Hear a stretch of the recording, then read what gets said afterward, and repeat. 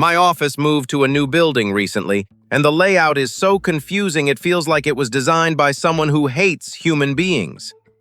On my first day there, I arrived early, mostly because I was terrified of being late and wandering around lost. The elevator opened onto a floor I'd never seen before: sleek furniture, glass walls, and the kind of lighting that makes everything look more important than it really is. I tried to look confident while walking through the hall, but inside I was just looking for the kitchen because I desperately needed coffee. That's when everything went wrong. A group of people I didn't recognize suddenly noticed me, straightened up, and watched the way I carried myself. Apparently, walking fast with a laptop under your arm automatically makes you look like management, because within seconds they assumed I was the new department manager who was supposed to start that week. Before I could correct them, someone handed me a folder full of printed documents. I wasn't sure what was happening, so I just nodded politely.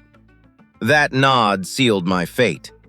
Suddenly, I had several people gathering around me, explaining complex updates, status reports, and tasks with the kind of urgency people only use when speaking to someone with actual authority. My brain froze. I tried to find the right moment to clarify that I had no clue what they were talking about, but the moment never arrived because the group kept moving like a fast-moving river pulling me along. They led me into a meeting room, sat down, opened laptops, and waited for me to lead. I panicked so thoroughly that I went into a strange, instinctive performance mode. I said something vague but encouraging, hoping they would misinterpret it as leadership. Somehow they did. Heads were nodding, people were typing. I tried to keep the expression of a man who had everything under control, but inside I was flipping through the folder like it was written in an alien language. While pretending to review the documents, I realized they weren't even from my department. They were progress notes, budget requests, and something labeled as a quarterly projection review, which sounded so official that just reading the phrase made me want to lie down.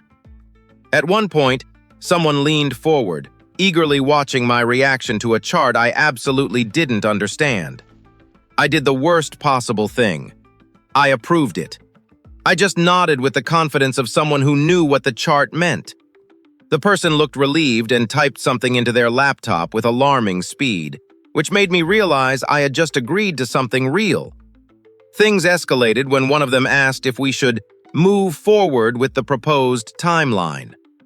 I didn't know what timeline they meant, but everyone was staring at me with the kind of expectation I only see in movies where generals approve missions.